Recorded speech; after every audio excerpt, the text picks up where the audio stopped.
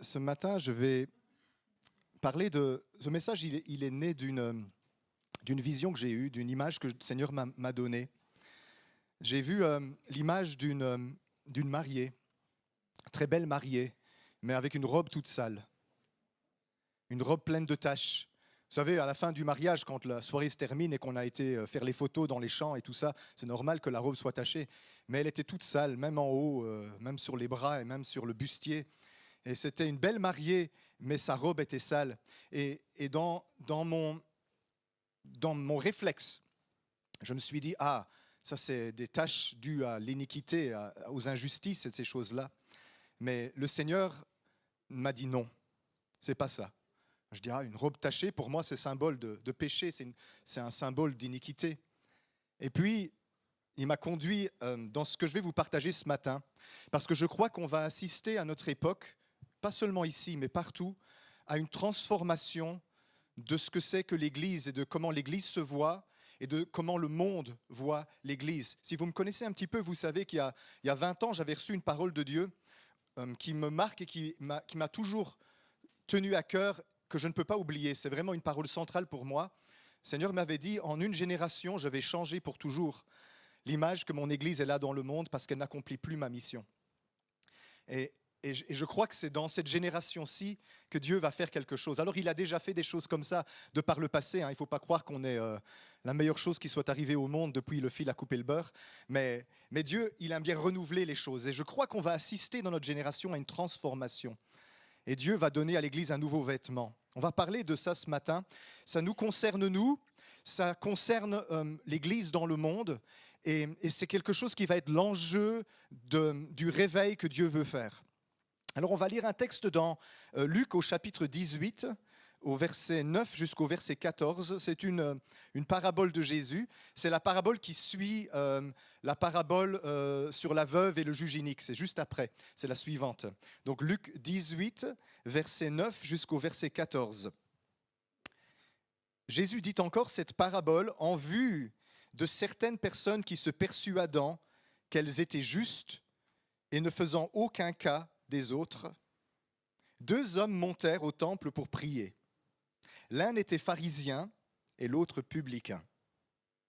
Le pharisien debout priait ainsi en lui-même, « Ô Dieu, je te rends grâce de ce que je ne suis pas comme le reste des hommes, qui sont ravisseurs, injustes, adultères, ou même comme ce publicain. Je jeûne 2 fois par semaine et je donne la dîme de tous mes revenus. » Le publicain, se tenant à distance, n'osait même pas lever les yeux au ciel, mais il se frappait la poitrine en disant, « Ô Dieu, sois apaisé envers moi, qui suis un pécheur. » Je vous le dis, celui-ci descendit dans sa maison justifié plutôt que l'autre. Car quiconque s'élève sera abaissé, et celui qui s'abaisse sera élevé. Parabole difficile, parce que c'est une parabole que l'on va lire avec toujours quelqu'un en tête. On va dire, ah, mais la personne que l'on doit voir en tête quand on lit cette parabole, c'est nous-mêmes. C'est toujours difficile, hein, ça. On aimerait bien être le publicain, là, mais Jésus ne dit pas cette parabole pour le publicain, il dit cette parabole par rapport aux pharisiens dans cette histoire. Alors, c'est intéressant de lire le contexte, parce qu'en fait, ça fait suite, je disais, à la veuve qui criait au juge « Fais-moi justice de mon adversaire ». Et quand Jésus termine la parabole sur le juge inique et la veuve, il dit, versets 7 et 8, si tu peux remonter juste 2 versets, versets 7 et 8, « Dieu ne fera-t-il pas justice à ses élus qui crient à lui jour et nuit, et tardera-t-il à leur égard ? Je vous le dis, il leur fera promptement justice, mais quand le Fils de l'homme viendra, trouvera-t-il la foi sur la terre ?» Alors vous savez, dans la langue biblique, foi, c'est aussi fidélité. Hein, c'est le même mot. Foi, fidélité, confiance, c'est le même mot. On peut très bien traduire « trouvera-t-il la fidélité sur la terre ?» C'est exactement le même terme. Et ça a plus de sens d'ailleurs dans ce contexte. Parce que ce que Jésus est en train de dire ici, c'est que Dieu est un Dieu qui fait promptement justice. C'est un Dieu qui exauce et qui fait justice. Promptement. Dans votre Bible, soulignez promptement. Mais il y a ce bémol-là.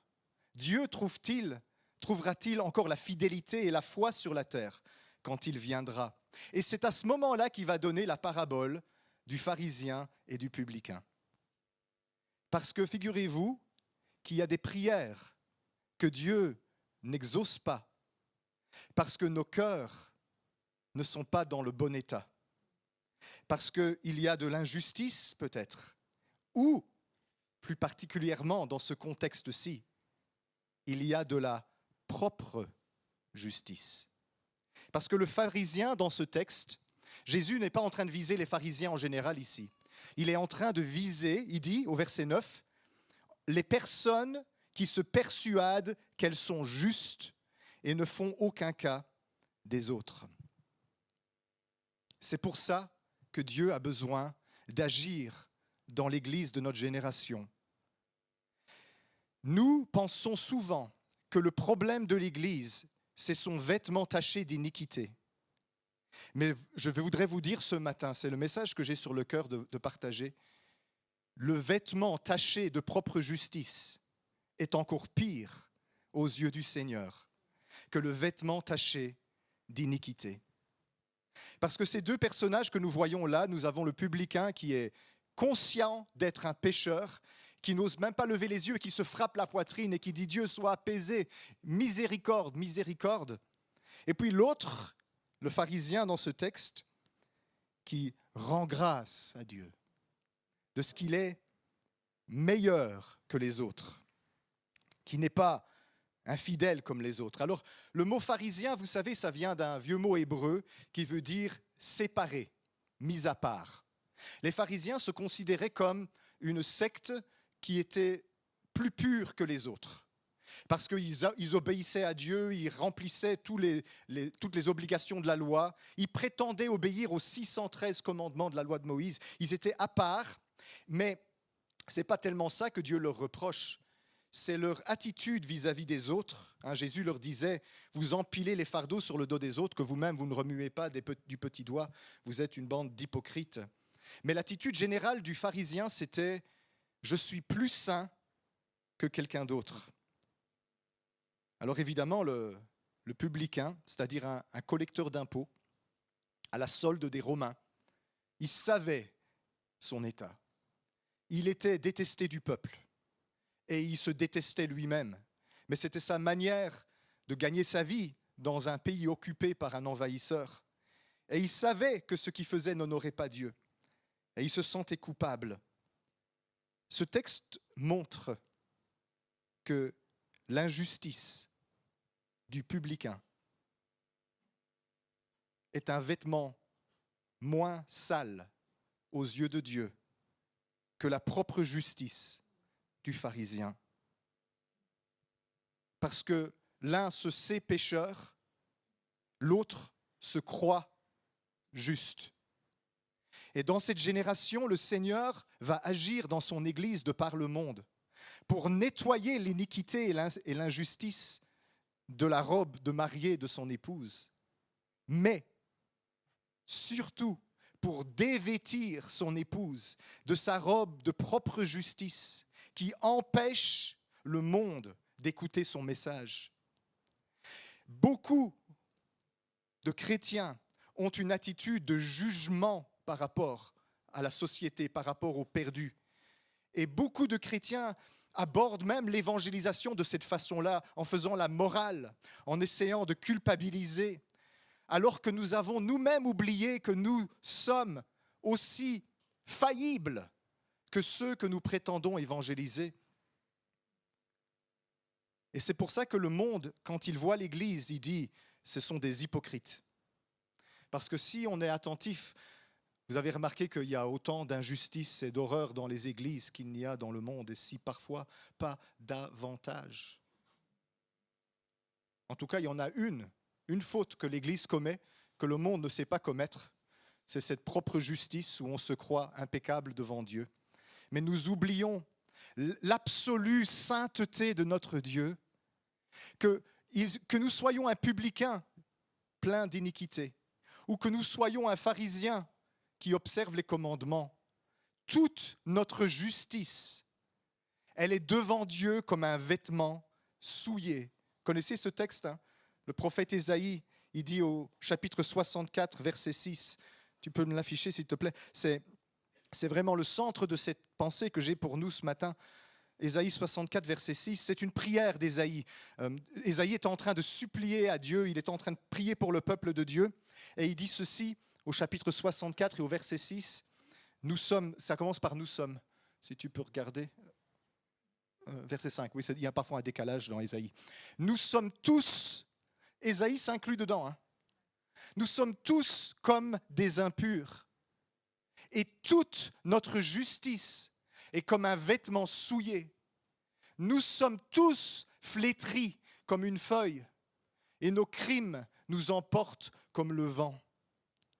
Il s'inclut dedans. Pourtant, Ésaïe, c'est un homme de sainteté, presque seul dans sa génération, à prêcher la parole de Dieu.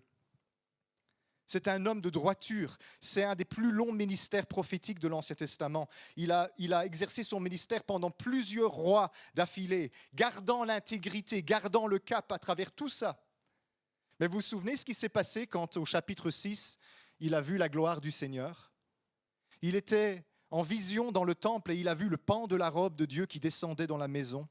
Et les séraphins qui criaient « Saint, Saint, Saint » et l'Éternel des armées, et la terre est pleine de sa gloire. Ésaïe, tout saint qu'il est, il s'écrie « Malheur à moi, je suis impur, un homme aux lèvres impures, au milieu d'un peuple impur. » Savez pourquoi on est parfois propre juste? Parce qu'on n'a pas une révélation de la sainteté de Dieu. D'à quel point il nous dépasse complètement, que le plus saint des saints de tous les saints de la terre, il n'est encore revêtu que de noirceur et de misère, à l'image de la gloire et de l'excellence de la sainteté de Dieu. Nous sommes tous comme des impurs, et toute notre justice comme un vêtement souillé. Et à cause de cette attitude qu'a l'Église, je suis plus saint que toi, nous empêchons l'œuvre de Dieu de s'accomplir. Et l'Église ne resplendit pas de la gloire et de la justice que Dieu veut lui donner, parce que nous savons, nous sommes de bons protestants, la justice que Dieu nous donne n'est pas une justice de nos œuvres, de ce que nous avons fait et de ce que nous n'avons pas fait, mais c'est une justice en Christ. C'est une justice qui couvre notre misère et notre péché. Mes amis, Dieu va dans cette génération débarrasser l'Église de sa propre justice. Et vous savez, parfois, pour que Dieu puisse le faire, il y a une image dans l'Écriture un peu scandaleuse, hein. Donc si vous êtes pudibond, bouchez vos oreilles. Dans l'Écriture, quand Dieu voit Israël qui se comporte de cette façon-là, il dit « Je vais soulever ta robe ». Vous imaginez l'image, c'est un peu choquant comme image. Je vais soulever ta robe et je vais montrer à tout le monde ta nudité. Oh, non! Seigneur, mais enfin! Dieu dit ça. Et c'est quand Israël se croit mieux que les autres, et vous savez, ça arrive régulièrement dans l'histoire d'Israël. Il y a cette attitude de jugement qui naît dans le peuple de Dieu. Nous avons la Torah, nous marchons dans la droiture, un peu comme ce pharisien. Je jeûne 2 fois par semaine et je donne la dîme de tous mes revenus, je suis impeccable. L'apôtre Paul il disait, quant à la loi, j'étais impeccable. Mais tout ça, j'ai considéré comme des ordures à cause de l'excellence de Christ. Le Seigneur va agir dans son peuple pour nous débarrasser de la propre justice, qui est un obstacle encore plus grand que l'injustice. Parce que l'injustice, au moins, on sait ce que c'est. Et quand on sait qu'on est injuste, on sait qu'on est injuste. Mais quand on est propre juste, on juge et on condamne et on oublie qu'on est pareil. Il y a un prédicateur anglican du XVIIIe siècle, un méthodiste, qui s'appelait George Whitefield. Il disait « Nos œuvres les meilleures ne sont jamais que les formes les plus raffinées de nos péchés. Alors je sais, c'est un peu culpabilisant et on se dit, alors à quoi bon? Mais il a raison. Même dans nos actes les plus pieux, les plus saints, nos intentions parfois peuvent être corrompues. Et nos œuvres les meilleures peuvent être les formes les plus raffinées de notre péché. Parce que tous les êtres humains, hormis Jésus, sont des pécheurs. Et se comparer à un autre pécheur pour voir notre niveau de sainteté, c'est une grave erreur. Ce n'est pas parce que tu es un petit peu plus saint que ton voisin que tu es saint aux yeux du tout saint, du très saint. Vous savez, la conviction de péché, elle ne vient pas quand je me compare à mon voisin. Je dis, bon, ok, il est un peu plus corrompu que moi, il dit plus souvent des grossiers mots que moi, il a un plus sale caractère que moi, je vais bien, ça va, je vais bien. Il y a pire. Ça, vous vous rendez compte de ça? Souvent, quand on parle avec les gens, ils vont avoir tendance à dévier sur quelqu'un d'autre. Oui, il y a pire. Oui, il y a pire. Ou bien, toi, t'es pire.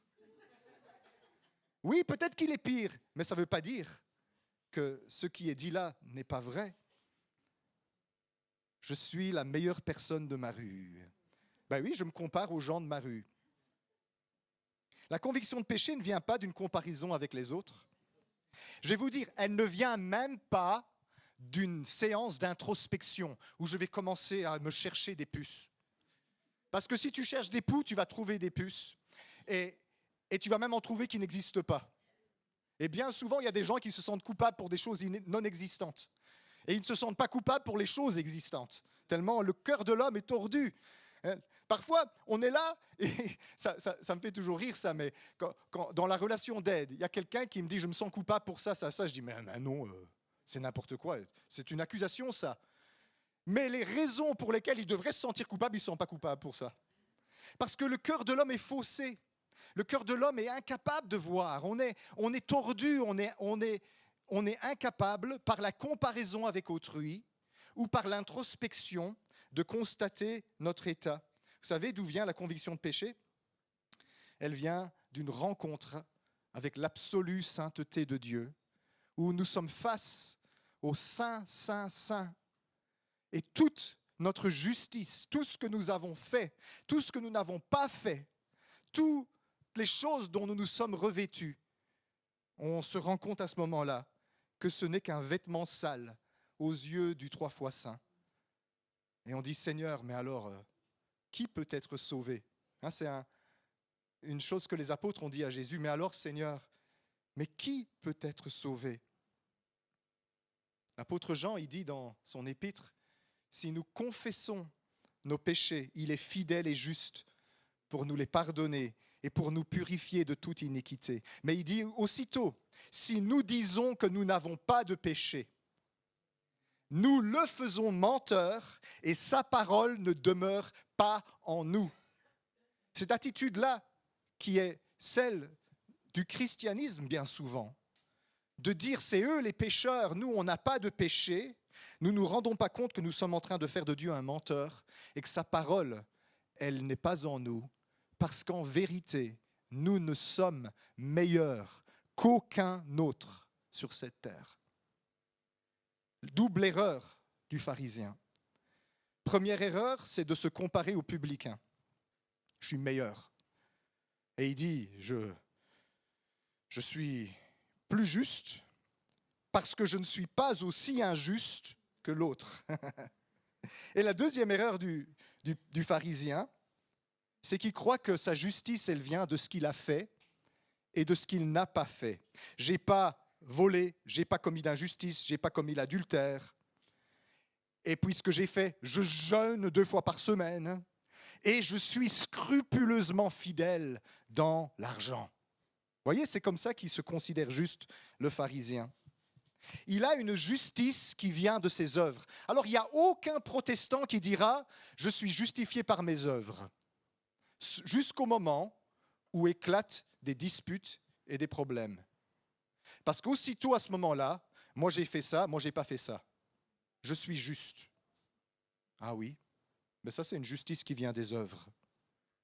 Je suis juste à cause de ce que j'ai fait, à cause de ce que je n'ai pas fait. Cette justice-là qui vient de mes œuvres, elle est aux yeux de Dieu comme un vêtement souillé. Toute notre justice est comme un vêtement souillé, dit Ésaïe. Ça s'appelle de la propre justice. Et le propre juste, il a un handicap supplémentaire par rapport à l'injuste. Parce que l'injuste sait qu'il l'est, le propre juste ne le sait pas. Et si nous voulons que Dieu nous exauce dans cette saison, et que Dieu fasse justice sur la terre, et que Dieu rétablisse son Église à sa gloire, selon la gloire qu'il avait promise à son Église, il va devoir nous déshabiller du vieux vêtement d'injustice que nous portons. Toutes les saletés, tous les compromis, toutes ces choses qui sont dans nos vies, où nous sommes sales, il va devoir retirer ça. Mais encore bien plus, et c'est ça qui va être le plus difficile, c'est de nous déshabiller de notre vêtement de propre justice, où nous nous croyons saints, où nous nous croyons justes. Vous savez, la pauvre veuve ici dans ce texte qui précède la parabole qu'on vient de lire, elle disait au juge, « Fais-moi justice de mon adversaire. Fais-moi justice, Seigneur. Fais-moi justice, Seigneur. » Dieu ne vient jamais pour te faire, pour me faire justice. Il vient pour établir sa justice. Et sa justice, elle n'est pas la mienne. Heureusement, ça vous est jamais arrivé que vous conduisez et que vous disiez dans votre tête, si j'étais flic, moi ça m'arrive tous les jours ça. Si j'étais flic, toi mon vieux, je t'ai vu passer le feu rouge. Hein.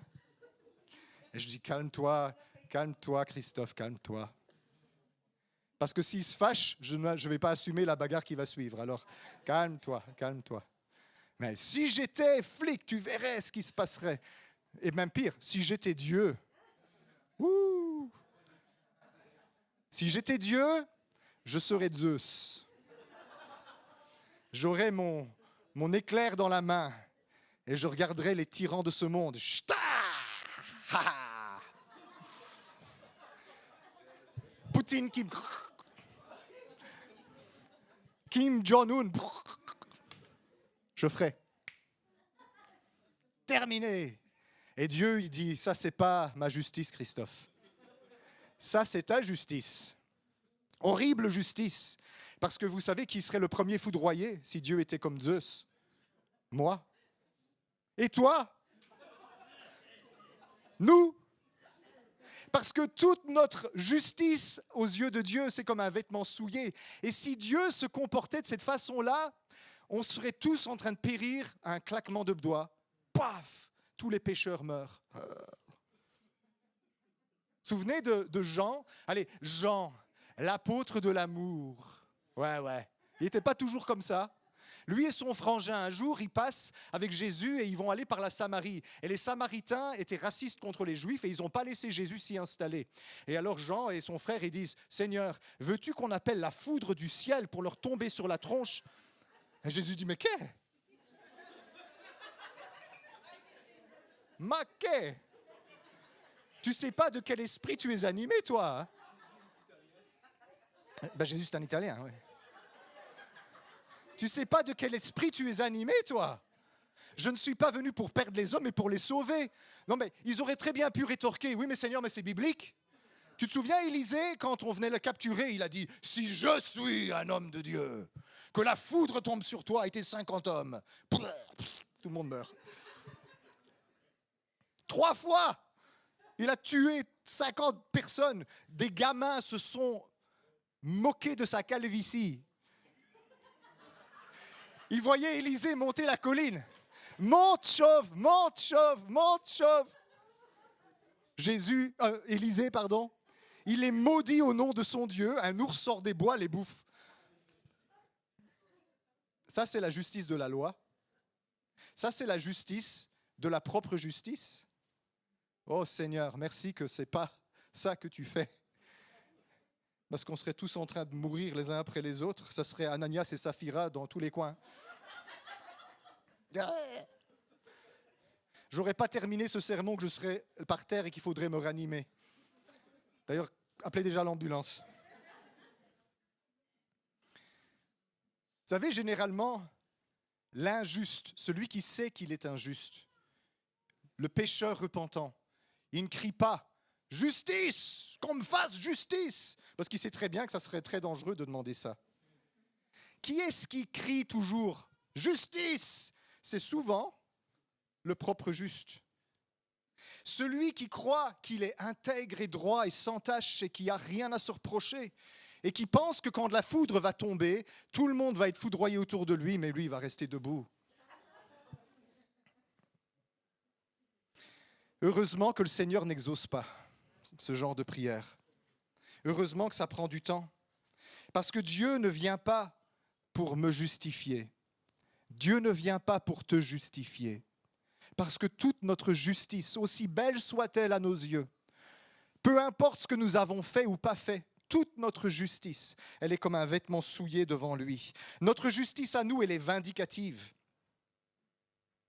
Elle est une vengeance. La justice de Dieu, elle est restaurative. La justice de Dieu, elle n'est pas celle du jugement dernier. Vous savez ce que notre justice, elle fait? Notre justice, elle sauve la victime et elle assassine le coupable. La justice de Dieu, elle sauve la victime et elle sauve le coupable. Parce que Dieu les aime l'un comme l'autre. Et vous savez quoi? La victime et le coupable sont tantôt victimes, tantôt coupables. Parce que chacun, on est capable du meilleur comme du pire. Alors, Dieu va faire une œuvre dans son Église de par le monde, et ici à Courcelles, et dans chacune de nos vies. Mais ne pensez pas une seule seconde que cet acte de se dévêtir, c'est quelque chose de collectif qui n'implique pas notre responsabilité individuelle. Parce que l'Église, elle est habillée d'un vêtement d'injustice. Quand nous, les chrétiens, nous pratiquons l'injustice. Et l'Église, elle est habillée d'un vêtement de propre justice quand nous, les chrétiens, nous pratiquons la propre justice. Et nous nous croyons meilleurs que les autres. Et le Seigneur, il dit, je vais retirer l'une comme l'autre. Ces deux robes sont souillées à mes yeux. Et donc, je crois vraiment pour cette saison dans laquelle nous sommes, c'est un obstacle au réveil que le Saint-Esprit veut faire. Il veut que nous nous repentions de nos injustices. Mais il désire que nous nous repentions encore plus de notre propre justice, qui est comme un vêtement sale à ses yeux. Et c'est pourquoi la prière qui est celle que Dieu exauce, c'est d'abord, ça commence par « Seigneur, je renonce à mon injustice, purifie mon cœur ». Et ça se termine par « Seigneur, je renonce à ma propre justice, purifie mon cœur ». Et Jésus dit, pour clôturer cette histoire, au verset 14 de notre texte de Luc, « Je vous le dis, celui-ci descendit dans sa maison justifié plutôt que l'autre. Car quiconque s'élève sera abaissé, et celui qui s'abaisse sera élevé. » Mes amis, il y a une justice glorieuse dont Dieu veut revêtir son épouse, pour qu'elle paraisse sans tache, ni ride, ni rien de semblable. Et ce n'est pas seulement un nettoyage des injustices, c'est aussi un dépouillement de la propre justice, parce que la propre justice est le plus grand ennemi à la justice de Dieu, à ce revêtement glorieux et saint dont Dieu veut revêtir son Église de par le monde, pour que nous soyons présentables et que nous fassions envie aux nations et qu'ils voient la gloire de Jésus-Christ sur nous. Nous pensons toujours que le réveil est accompagné de repentance par rapport à nos injustices. C'est vrai, mais le réveil doit aussi être précédé d'une repentance par rapport à notre propre justice. Combien de fois, quand un réveil éclate, les gens disent « Oui, mais on a jeûné, oui, mais on a prié ». Vous vous souvenez le réveil de 1995 à Pensacola, en Floride? Beau réveil de sainteté. 1 million de personnes ont été touchées. Une prison a fermé à cause de ce réveil, parce qu'il y avait tellement de gens qui venaient se repentir. Les prisonniers allaient à l'église, ils se repentaient. On estime que sur les années du réveil, 1 million de personnes se sont repenties dans le réveil de Brownsville, Pensacola. Et quand on leur a demandé, aux responsables, comment vous expliquez le réveil, vous savez ce qu'ils ont dit? Avant que tout ça n'éclate, on a beaucoup jeûné. on a beaucoup prié et on s'est beaucoup repenti. Et puis le Seigneur, il a fait ce qu'il a fait. Il n'y a pas de jeûne et de repentance qui soit suffisante pour produire le fleuve de l'Esprit de Dieu qui coulait dans cet endroit. Vous savez ce qu'il faut dire quand le réveil éclate? Toute ma justice, elle n'est que comme un vêtement souillé. Nous étions des pécheurs et nous le sommes encore. Et notre propre justice, elle est aux yeux de Dieu comme un vêtement souillé. Ce que nous avons fait ou pas fait n'explique pas ce qui est en train de se passer. Ceci est la grâce de Dieu. Et c'est tout. Ceci, c'est la grâce de Dieu qui nous a tellement aimés, qui nous donne ce que nous ne méritons pas d'avoir. Et toute autre explication, c'est de la propre justice. Et Dieu veut déshabiller nos cœurs et déshabiller l'Église de ça, pour que nous puissions avancer dans cette saison. Et je crois que, je clôture, mais je crois que dans ce temps-ci, ce que je dois faire, et ce que tu dois faire, ce que nous devons faire, chacun pour notre part, bien sûr, c'est de demander au Saint-Esprit de nettoyer les taches sales d'injustice sur nos robes, mais de se dévêtir de cette attitude-là que l'on a vis-à-vis de nous-mêmes et de Dieu, vis-à-vis de notre prochain, vis-à-vis des étrangers, vis-à-vis des gens, cette propre justice où je me crois meilleur que qui que ce soit d'autre et je ne me rends même pas compte que je suis bénéficiaire de la grâce de Dieu comme tous les autres. C'est facile, vous savez, de le dire. C'est difficile de le faire. Seigneur, je me repens de toutes mes injustices. Purifie mon cœur. Seigneur, je me repens de ma propre justice. Purifie mon cœur. Je suis là devant toi, sauvé par grâce. Fais ce que tu veux de ma vie. Et je vous assure, le Seigneur, il va faire quelque chose de grand à travers ce cœur-là. Car celui qui s'élève sera abaissé, et celui qui s'abaisse sera élevé, dit le Seigneur. Écoutons ce message-là. Ce n'est pas un message à moi. Ce n'est pas un message que j'ai volé à Charles Spurgeon non plus. Mais c'est un message du Seigneur. Ce n'est pas le genre de message que je prêche. Ce n'est pas un sujet que j'aime bien, qui est dans mes dadas.